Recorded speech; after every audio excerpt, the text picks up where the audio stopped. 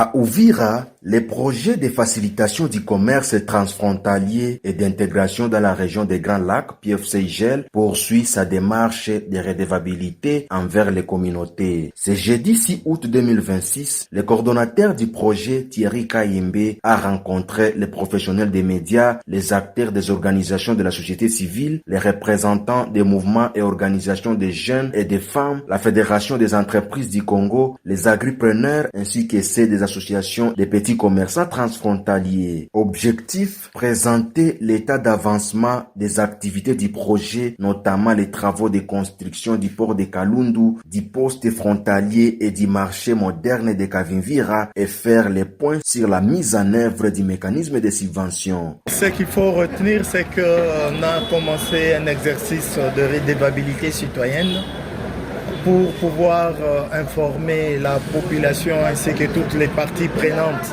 et autres partenaires, notamment la presse, les associations, organisations de la société civile, sur l'évolution de la mise en œuvre du projet. Pouvoir donner la bonne information afin que ces partenaires puissent relayer auprès des communautés dans lesquelles ils vivent. Voilà donc l'objet de cette communication aujourd'hui, rendre compte de l'évolution du projet aux populations et recueillir également de leur part certaines inquiétudes, questions, préoccupations de leur part pour voir comment y faire face. Au cours des échanges, la situation de Kiliba a particulièrement retenu notre attention. Interrogé sur la construction du poste frontalier de Kiliba, le coordonnateur du PFCIGEL a expliqué que le projet ne dispose toujours pas d'un terrain officiellement mis à sa disposition pour accueillir cette infrastructure. En ce qui concerne le poste de Kiliba, j'ai eu un langage franc pour dire qu'au stade actuel, le projet n'a reçu aucun site devant accueillir des infrastructures à Kiliba. Je dis à la date d'aujourd'hui. Nous savons que des démarches sont en cours pour qu'on puisse rendre disponible un site pour y ériger les postes frontaliers de Kiliba.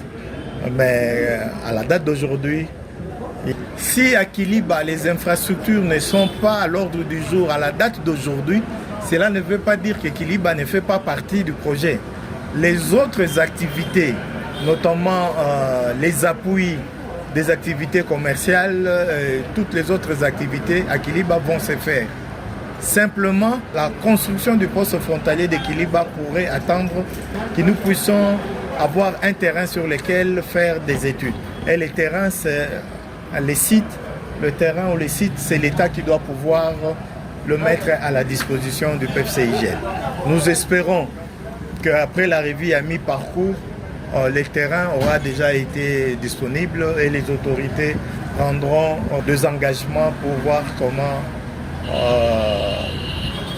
ériger aussi un poste frontalier moderne à Kiliba en face de celui qui va être érigé à Vugizo. La rencontre s'est déroulée dans la salle de l'auditorium de la mairie d'Uvira en présence du maire de la ville Kiza Mouato et a permis aux participants d'exprimer leurs préoccupations sur la mise en œuvre du projet.